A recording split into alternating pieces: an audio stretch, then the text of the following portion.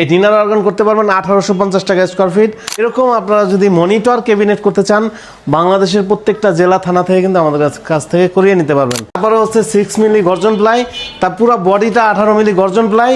আর হচ্ছে এই যে সামনে পাল্লাগুলো দেখতে পাচ্ছেন, এই পাল্লাগুলো হচ্ছে আপনার গর্জন প্লাইয়ের উপরে এখানে একটা ডিনার অর্গান করে দিয়েছি।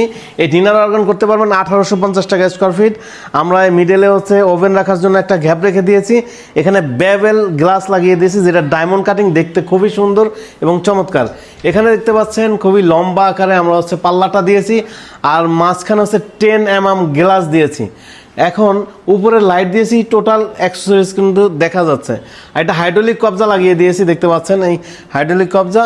আর এইখানে পুরা হচ্ছে পাল্লাটাকে আমরা অ্যালুমিনিয়াম দিয়ে ঘুরিয়ে দিয়েছি এই যে মাঝখানে সাইডে। এজন্য রেটটা একটু বেশি মনে হতে পারে, কারণ মেটেরিয়াল যদি ভালো দেন এবং সুন্দর করতে চান তাহলে টাকা একটু বেশি খরচ হবে। তো এখানে দেখতে পাচ্ছেন এই যে এই প্রত্যেকটা পাল্লার মধ্যে আমরা হচ্ছে এখানে দেখেন, এখানে অ্যালুমিনিয়াম দিয়েছি, এই পাশে অ্যালুমিনিয়াম দিয়েছি এবং নিচে হচ্ছে প্রোফাইল হ্যান্ডেল দিয়েছি।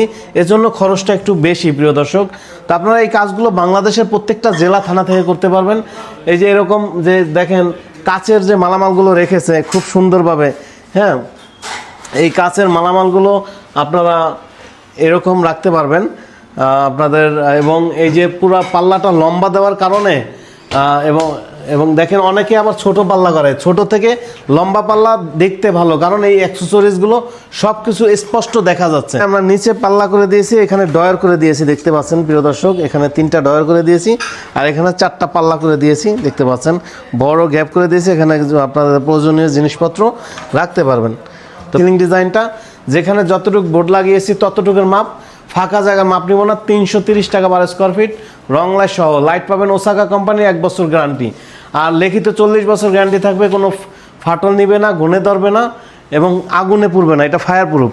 ক্যাবিনেট করে দিয়েছি, ক্যাবিনেটের 2 সাইডেই 2টা দরজা আছে, এজন্য দরজা খোলার জন্য জায়গা রেখে তারপরে হচ্ছে আমরা 4টা পাল্লা করে দিয়েছি। এবং উপরে একবার টোটাল এই মাথা থেকে এই মাথা পর্যন্ত আমরা পাল্লা করে দিয়েছি, যেন এটার ভিতরে কম্বল, তারপর হচ্ছে আপনাদের তোষক এগুলো রাখতে পারবেন উপরের পাল্লাগুলোতে, অথবা লাগেজ এগুলো উপরের পাল্লা রাখতে পারবেন।